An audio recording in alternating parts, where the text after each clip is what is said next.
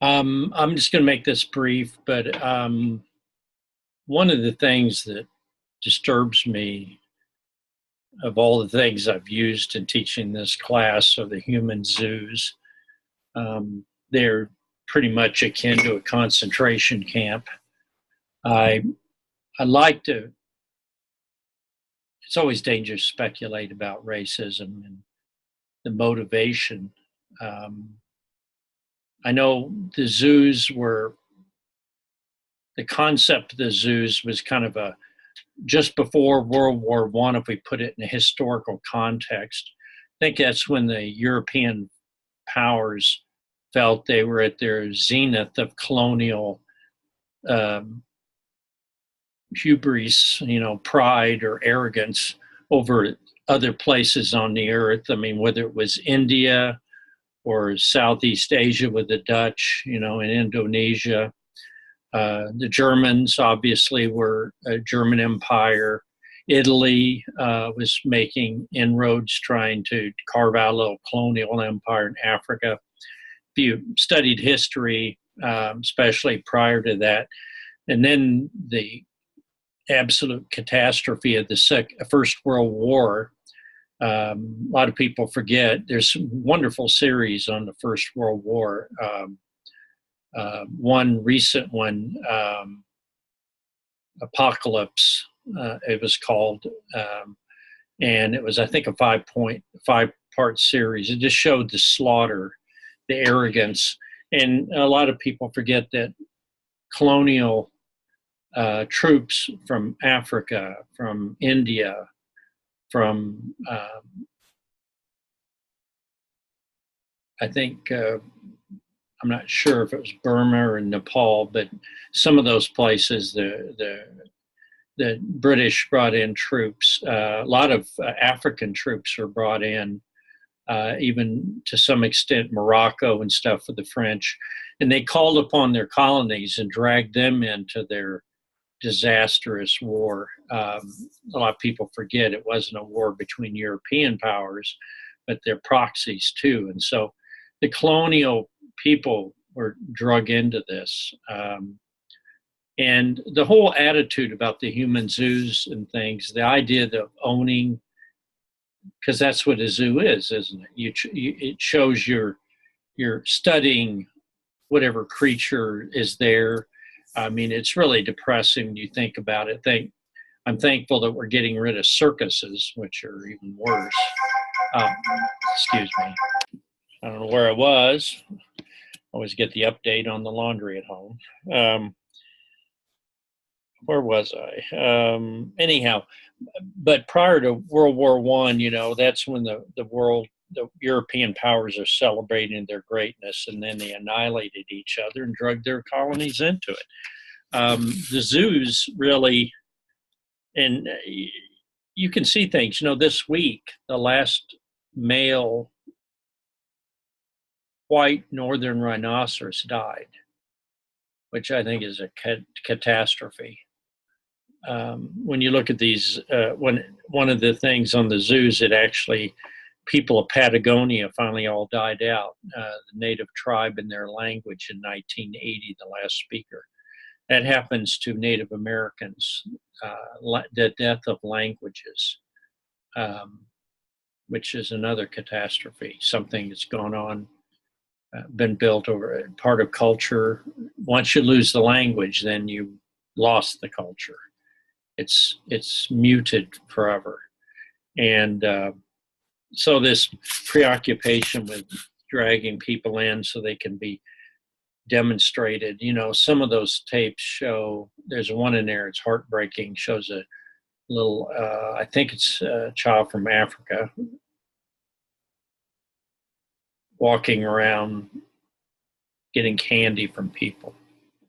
And as part of a human zoo, that's about as disgusting and stomach turning a thing as I can imagine. But I always like to think, what is the motivation to do that? And the motivation, it has to be not human curiosity, but human hubris. arrogance, pride, tried to say that, well, we're in a position where we can treat these people like they're cells on a microscope slide for our entertainment. Because you can see in things like human zoos, there's no real attempt to understand anything. It's just curiosity, like the carnivals that used to go around. I remember when I was a kid, they would have all kinds of things, some totally bogus and some all usually. The one I remember the most is Myrtle the Turtle Girl, and they had a big tortoise shell, and the girl would go and lay in it and stick her head out, and they would charge you like 50 cents to go in there. This was the Bevere Homecoming in northern Missouri. I'm sure they were all over the Midwest. But it was just bizarre, you know, it wasn't even, it was just ridiculous. But they had other things, of bodies, of everything you could think of, weird animals, or even supposedly one-eyed babies and things like that. And things so distasteful that was common in the 50s and 60s. And now it would be relatively rare. I mean, I guess they'd show a two-headed calf or a three-headed snake or something like that. Still, within doing this with human beings shows incredible cruelty and indifference, and which should also be extended to even animals, to show dignity. I mean, so the human zoos are very destructive, I think, and you know, we're thankful they're gone, but I think cruelty's found other ways to express itself. But I hope that the purpose of this is to look at the underlying attitude that there are races, and that people make up these differences in some kind of physical, you know, there were so many things on these links that showed how different groups would study the earlobes or the ears of different races and try to reach some conclusion about it. The physical appearance, when we know genetically we're virtually the same person. Yes, there are differences, but the purpose of the differences does not have anything to do with an inferiority. And so that is very much alive in our culture now. See, people find different ways to discriminate. They just find different avenues, things like bigotry and hate speech and things like this. This goes on, and people, I think they call it identity, whatever, you know, seeking to identify their group against some other group. And so I hope when you teach this, when you do the discussion this week, for the next week on the 9th, we're just about done with discussions, because I want to just inundate you with stuff and not other than your final task, you know, maybe do a couple of discussions. But I want you to have an opportunity to consider ways that you can teach about race and the misconcept and the horrible example, the Nazis, but not just the Nazis. You know, there's one example in there that showed kind of back in the day of the Spanish colonial times, 200-300 years ago, they tried to show different race combinations. And I think you'll see those. They'd have a different, you know, a Native member of a Native American or Native Central American married someone who was a member of the upper class in Spain, and then they had a name for that. And then, of course, it also depended on where you were born in the Spanish Empire, your status. If you were born in Spain, you were a higher social rank than somebody born in Mexico, but with the same parents even. So, so as you kind of go through that, be sensitive to the judgments that are made against individuals in our culture right now, trying to find some kind of inferiority or to declare something superior of their own so-called identity or their group. I think that's about all I want to say about it. But I wanted to say it because I feel like it's important to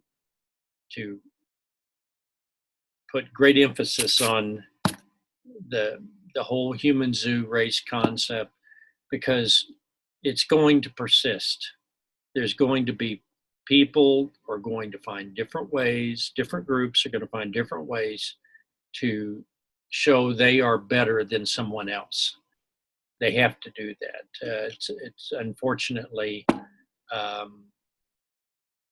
don't know if you want to call it a sin, but it's going to be an activity that's going to go, has never disappeared from this earth. So, well, I'm rambling enough, but I just want to know how I feel about it, because I get so discouraged sometimes. I read the news every day. There's always some other angle, some other religious group that has to be put down by someone, and um, people are just making me sick, frankly. Um, but that's why we have education, and I have hope that we can make a difference. So anyhow, whatever you think of this, I hope you get something out of it. And I do want you to think about, on your discussion this week, how will you address this topic? Because that's what I'm interested in hearing from you. Okay. Now, as far as the stuff about Pfeiffer, I'm going to go over that some more. I'm giving you credit for your discussion. I'm going to make some comments on it, but I think probably I will just make some more general comments, not even a video. I'm just going to try to control myself and just send out maybe a document or two and just note some trends I noticed.